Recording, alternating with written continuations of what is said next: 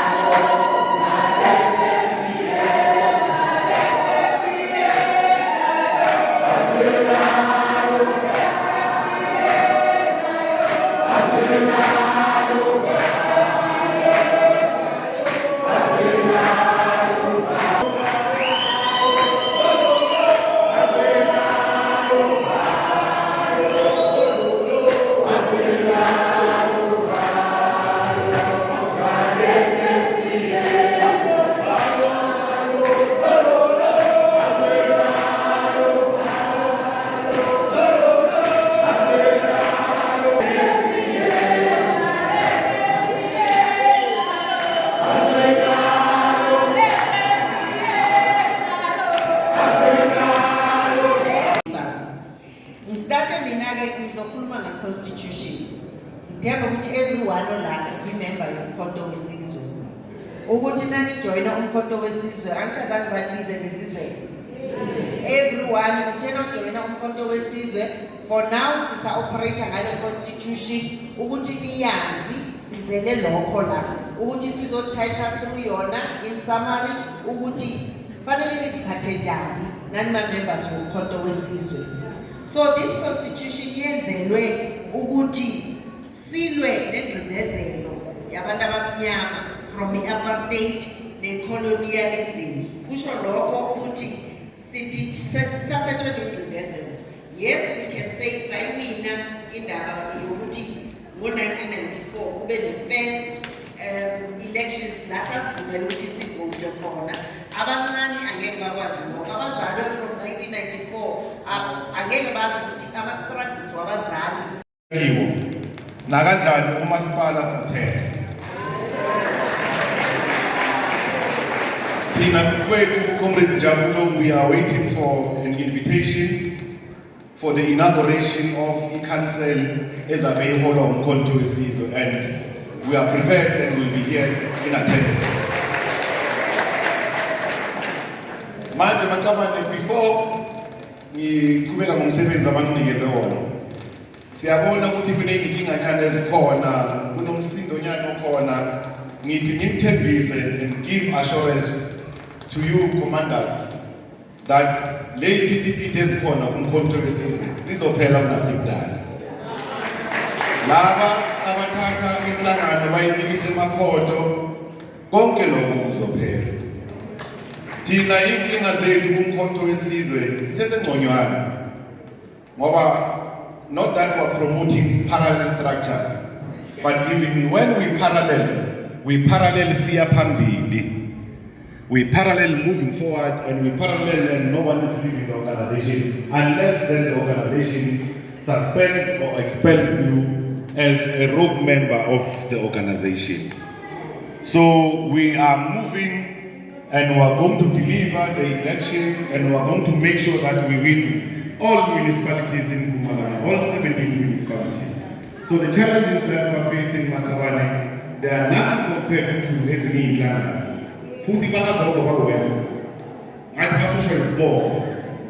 Thina singcono inkinga zethu, they are manageable. It's only few comrades and few individuals that the organization esithembele kiyo yakanyamalala is going to deal with them and make sure ukuthi yonke into imele esimeni sayo. Now, we need to go back to ama-VDs wethu. Umkhonto wesizwe, it is the only organization in South Africa or in Africa enakekela amakhosi, erecognizer amakholwa, ethanda abantu abasha kangaka. It is the only organization in South Africa. So let us go back to our VDs wethu. As I said that we are the only VD-based organization. We must go back to our VDs wethu and make sure that every week we are visible to our VDs wethu. Uma uyi-volunteer lomkhonto wesizwe, akunandluli 2 days ungakagqokanga isikipa noma ungasiphinda-phinda kaningi size silose ishape. make sure that we always wear a regalia of Umkhonto weSizwe. Make sure that we are always visible. Now you can issue. Namhlanje ngithi kini halala halala viva viva. Thokoze na our future leaders abahleli lapha phasi ngithi viva viva young our children viva. Abangizwa. So commanders, now you are exploiting or exploring ama minerals. Lokha kwenzeki ibank ezokuboleka imali, ibank ezokwenza ukuthi uyothenga ikoloyi is a car, and that car uzoyibhadala iyaphelelwa, ikari angeke uyihle, ikari ayingeniseli imali. But then we need ama bank lawa azomake sure ukuthi nationalize ne reserve bank ukuthi ibe nationalize, ibe ukuthi mandate ye reserve bank ibenefita thina, akusuki ukuthi mandate ye reserve bank ibenefita kuphela labo aba owner economy. So that is what the intention of Umkhonto weSizwe is. And then we need a state as a leader in industrialization. President Zuma, during his tenure, what was Usakhela University of Mpumalanga? What was working a lot of bridges, a lot of roads, a lot of infrastructure, and local umsebenzi uba more. But with this president, 7 years down the line, no project has been built. Everything is dilapidated. Itimela ama rail tracks, akusana anything eyenzakalago. And lokho kwenzakalani kuvalwa a lot of umsebenzi, abantu abaningi abasebenzi. So that is what MK will be doing from each region. So Gersibande, we still need 2. eNhlanzeni we still need 2. eKangala we need 2. Abazohlala nathi. Bese kuna 2 members be-youth league abahlala nathi, u-convener no-coordinator. Bese kuna 2 convener and coordinator beMpumalanga Women's League. Isengaka appointiwa, but then basibuza u-coordinator, national coordinator ukuthi sibathumele lama CV. Some of you know ukuthi sanicela ukuthi sithumelene nama CV, so athumele kibo. And then bese kuna 2 be-MK student command njengalama TVET esithi la eMkhondo ayikho. That's what we need to fight for, ukuthi eMkhondo kuvulwe TVET, kuvulwe colleges or kuvulwa university. That is what we need to fight for. So that's where we need to work together. So provincial detachment injalo. Then provincial detachment inayo secretariat. I-communication nibonile uya volunteera uThuthukani as our head of communication ubuya la eMkhondo. Sine head ye chief administrative work uBaba Khumalo uSibusiso ubuya eMalahleni uyasincedisa. Sinobaba uGamelihle ubuya eNhlanzeni usincedisa ngemobilization. Sisafanele sibe ne-head of elections, sisafanele sibe ne-head or sinayo head of security uBaba uMlapo ukhona la, and then fanele sibe ne-head of political education, and then head of human resource. Those things lezo ukuthi i-national communicator nathi kube sinabo abantu abazokwenza lowo msebenzi. For now they are still volunteering because I said it asinawo ama resources. Then sibe nama regional detachment amagama siwathumelile efanele beze i-SG azo ba-announcer ba-appointiwe bese si-identify ama-sub-regional detachment, what detachment kanye nama-VD detachments. And then ke Umkhonto with programs bazabe bangawasapoti, speak lies about them and cause it disunity, insults and everything. It's because those people abanye babo babhadaliwe to behave the way they are behaving. Finally, ngiyabonga kakhulu ukuthi ningilalele, but then I want to say iMkhondo ngendlela performe ngayo sizokwazi ukuthatha lo masipala. Ngoba ngo-2024 everyone kufanele akwazi lokho. Lamkondo, abantu aba-registered to vote, we must get more.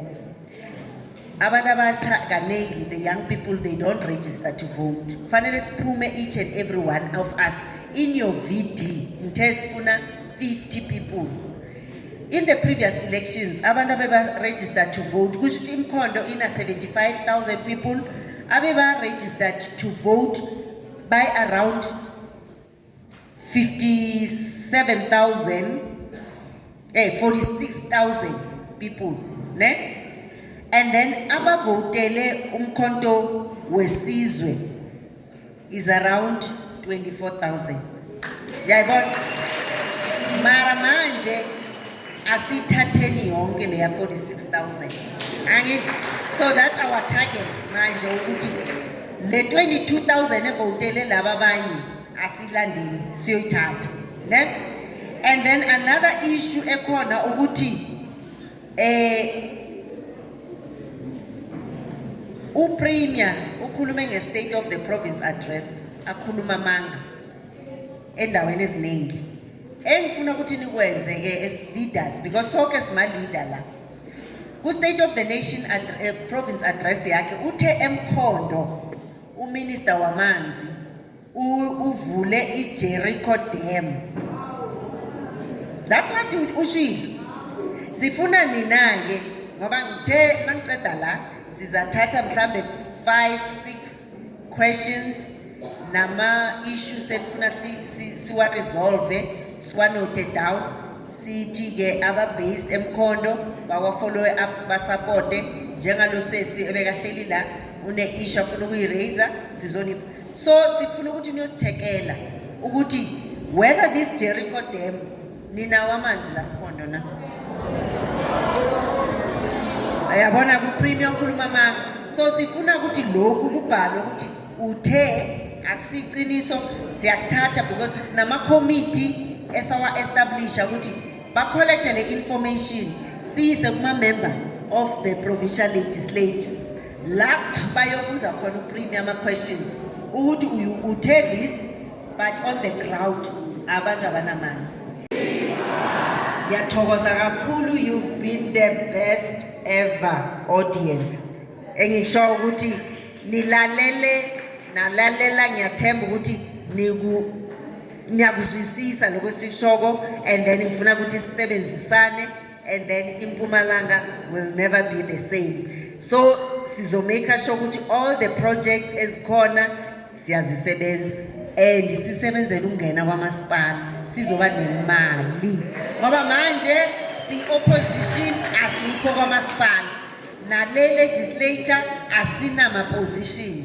Sima-members we-legislature sizaloko sibuza ama-questions sibaholder to account, but imasipala manje 2026 nasingathola nje those 46,000 complete people aba-registered to vote, asiphumeni siyogcwalisa amafomu, asiphumeni ukuthi babe ma-member of Umkhonto wesizwe.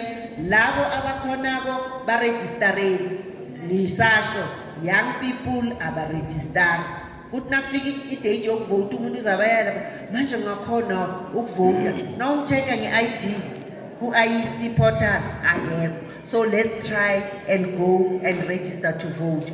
Viva Kamalala, viva! Viva Msholozi, viva! Ingoma